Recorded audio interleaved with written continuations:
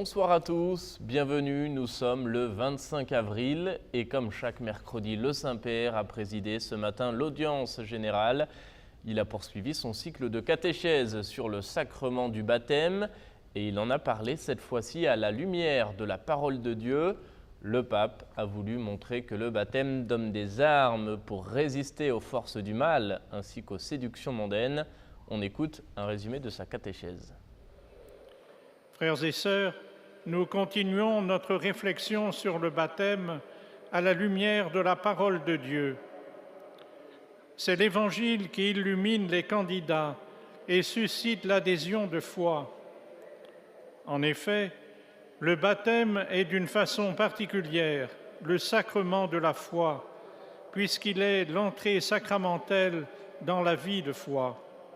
Et la foi est la remise de soi au Seigneur Jésus. L'Évangile porte en lui-même la force de transformer celui qui l'accueille avec foi.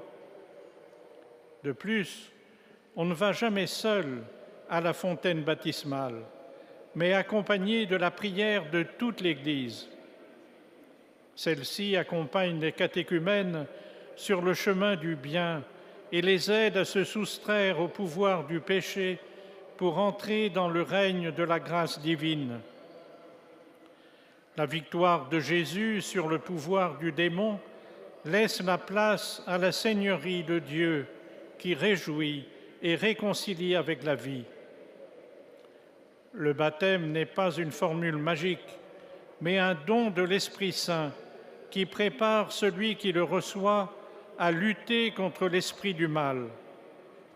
Car nous savons par expérience que la vie chrétienne est toujours sujette à la tentation de se séparer de Dieu pour succomber aux séductions mondaines. Enfin, l'onction des candidats au baptême avec l'huile des catéchumènes signifie que la puissance du Christ Sauveur les fortifie pour lutter contre le mal et le vaincre.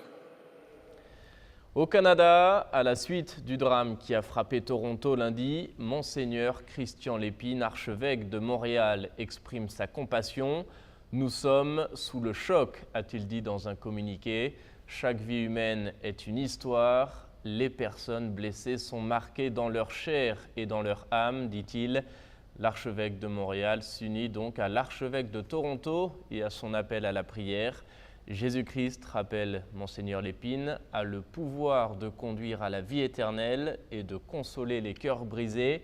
Il exprime enfin sa solidarité et confie les victimes et leurs familles à Dieu et à sa tendresse infinie. Et je vous propose maintenant de nous quitter sur une vidéo en musique depuis les musées du Vatican. C'est pour l'inauguration des traditionnelles visites nocturnes estivales.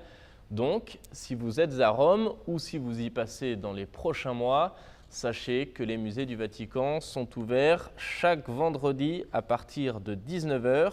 C'est ainsi dès maintenant et jusqu'à fin octobre.